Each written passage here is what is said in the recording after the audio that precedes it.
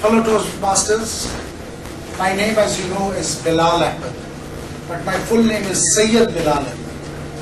There is a cultural thing. Sayyid in back home means Mr. So I can't be Mr. Belal. When I came new, I worked in Northern Ontario. People used to call me Bill until I met a lady. She said, "Your name is not William, is it?" I said, "No, my name is Belal." She said, "If I can pronounce your name, why can't you pronounce my name the other way around?" I said, "Sure, my name is very easy to pronounce. Get Bill, get Al, combine both, it's Belal." So my name in future was Belal. I was no more Bill. This was in Northern Ontario till I came here. I did my schooling in a missionary school run by the Australian missionaries. They had prepared me like a frog in the well. I was very happy in my well till I went to university. There I got my first cultural shock. In India, I was an Indian. In India, I'm getting a cultural shock. The first day I go to the mess, I cannot sit in that table. Why? Because I do not belong to that caste. Isn't it shocking that in my own country, I get to move out simply because I do not belong to that caste? I wrote identical letters to my parents and to the Jesuit priest who had taught me. I said, "You prepared me very well for what I was in the well, but you did not prepare me for the outside world." I did not know what casteism was, what religion was, what everything else was. Father Moore and my father, late father, they were both wrote back to me, says, "Belal, it is for you to find out what really culture means." So let me go down memory lane once.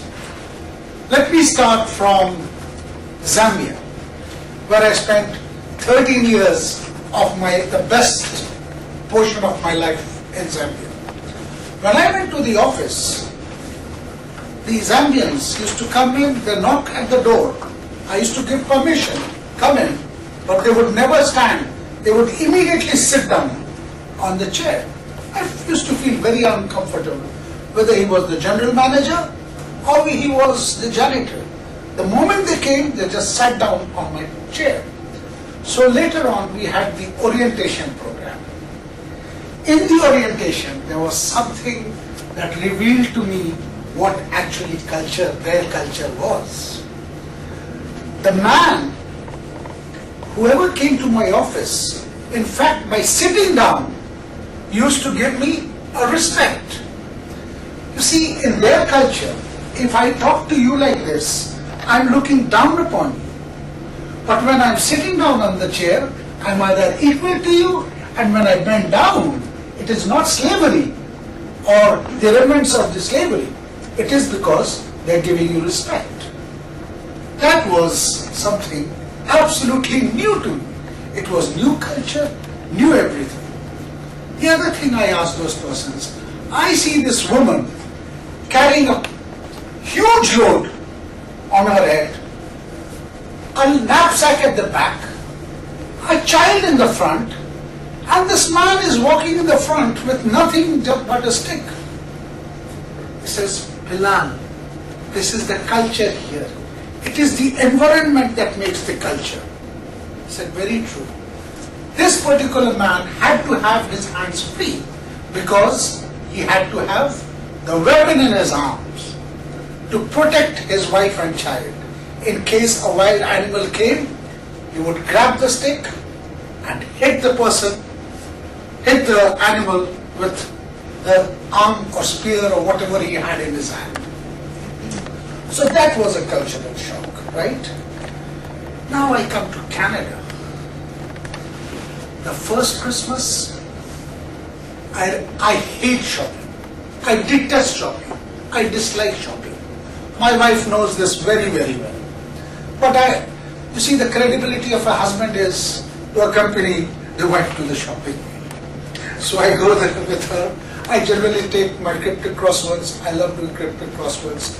Sit down on the table, and she goes shopping, and there in the mall, for the first time in my life, I saw a mosaic of different cultures doing the shopping.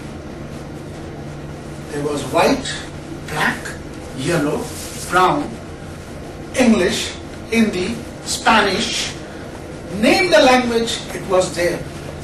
I said, my God, I must have come to a beautiful country. Then there were three things, when I researched, there were three things I had found. Number one, I got the shock when the school discipline I found was completely disgusting. How could a student possibly pick up his chair and put it on the table while the teacher is teaching? This was a no-no for me. During my years, I used to see the teacher and stand up in respect, whether I was in the class, outside. Because as a guru, as a teacher, as the person who is making me, is there for me, and I should never disrespect him. So these are the few things about culture I wanted to talk to you about. We have heard cultural shock, culture sensitivity, take a sensitivity course. No, I do not think we require sensitivity course. It is important that we understand each other. We respect each other. That is the most important thing for the day. Thank you.